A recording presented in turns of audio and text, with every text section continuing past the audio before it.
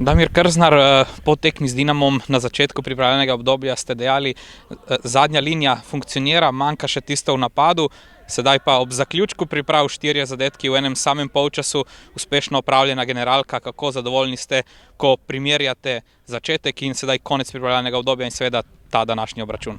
Evo, spojilo se, sad je i ta prva linija zelo dobra, brzina, hitro igramo, prvi polčas jako dobro, čak i ova vezna linija koja dobro to spaja defanzivu gdje daju svoj doprinos i još nam odnose loptu u napadačke linije. Danas na boku super suradnja, bek, krilo, tako da puno je toga funkcioniralo, čak u neku ruku i predobro, nije ni to mjerilo, ali dobro je da smo raspoloženi napadački, da smo zabili te golove i vjerujem da spremni dočekujemo početak. Muru, sav fokus je na Muri, puno je toga danas već bilo i podređeno toj utakmici i puno toga dobroga smo vidjeli. Naravno ima tu još i stvari koje treba popravljati, ali za sad moramo biti zadovoljni.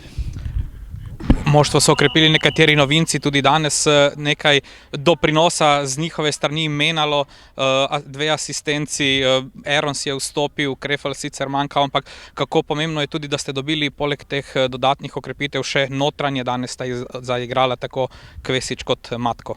Je, puno nam to znači, jer ja uvijek govorim, mi nemamo prvih 11, imamo samo početnih 11, a najbitniji su oni 12, 13, 14, 15, 16, to uvijek ističem i zaista je to tako.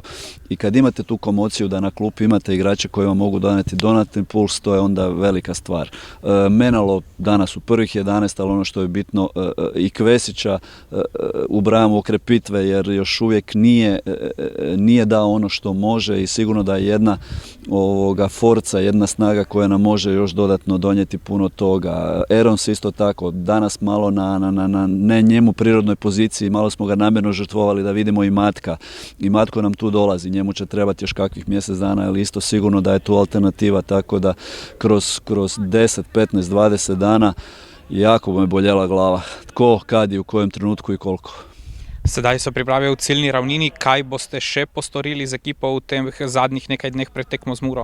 Gotovo, znači da nema više nekakve fizičke akumulacije, nema više nekakvih ni taktičkih, onih općih principa, idu ciljani principi za Muru, znači već od Torka nadalje, Mura, Famos Focus Mura, prvo segmentalno male grupe, onda velike, igra 10 na 10, di već simuliramo malo i postavu Mure, tako da sad je gotovo, sad je sav fokus na toj prvoj sljedećoj utakmici. Ovo je praktički normalni natjecateljski mikrociklus koji svaki drugi.